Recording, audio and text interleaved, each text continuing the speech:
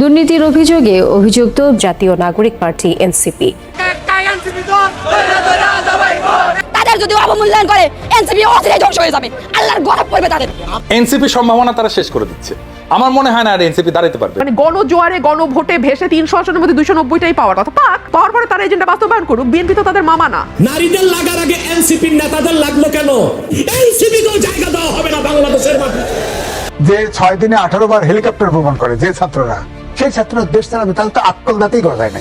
জুলাই আন্দোলনের সমন্বয়কদের নতুন দল এনসিপির উপর আস্থা রেখেছিল দেশবাসী, কিন্তু তাদের কর্মকাণ্ডেই সাধারণ জনগণ তাদের উপর থেকে মুখ ফিরিয়ে নিচ্ছে।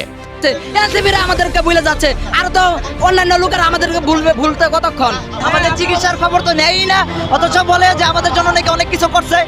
নতুন দল তৈরি করেই বিভিন্ন ধরনের অপকর্ম এবং দুর্নীতিতে জড়িয়ে পড়েছে, যার পরিপ্রেক্ষিতে ভাঙনের সুর ধরেছে এবার জাতীয় নাগরিক পার্টিতে। দেখতে পাচ্ছি যে কতিপয় বিপ্লব চোরেরা তারা এই প্ল্যাটফর্মটা দখল করে টেন্ডারবাজি, চাঁদাবাজি, মামলা বাণিজ্য, আপনার বালুর পয়েন্ট নেওয়া থেকে শুরু করে এমন কোনো অপকর্ম নেই তারা করতেছে না। এনসিপির নেতাকর্মীদের পর এবার উপদেষ্টারাও কঠিন বিপদের মুখে। আসিফের এপিএসে যদি দুর্নীতি প্রমাণিত হয়, এটার জন্য আসিফকেও শাস্তির আওতায় নিয়ে আসা উচিত। তাকে তো আমোদ ফুর্তি এগুলো করার জন্য পাঠাই নাই।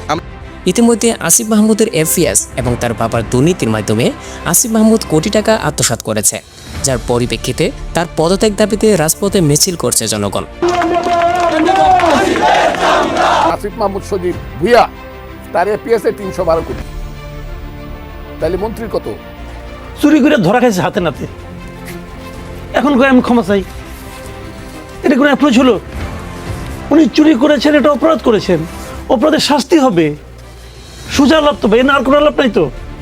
অন্তর্বর্তীকালীন সরকার দায়িত্ব পাওয়ার পর থেকে দেশ থেকে পাচার হয়েছে 90,000 কোটি টাকা। 90,000 কোটি টাকা গত 8 মাসে পাচার হয়ে গেছে। তাই 8 মাসে 90,000 কোটি টাকা পাচার হয়ে গেছে। সেই হাসিনার আমলেও টাকা পাচার হয়েছে, আপনার আমলেও টাকা পাচার হচ্ছে। তাহলে আপনি কি দিতে পেরেছেন জাতিকে?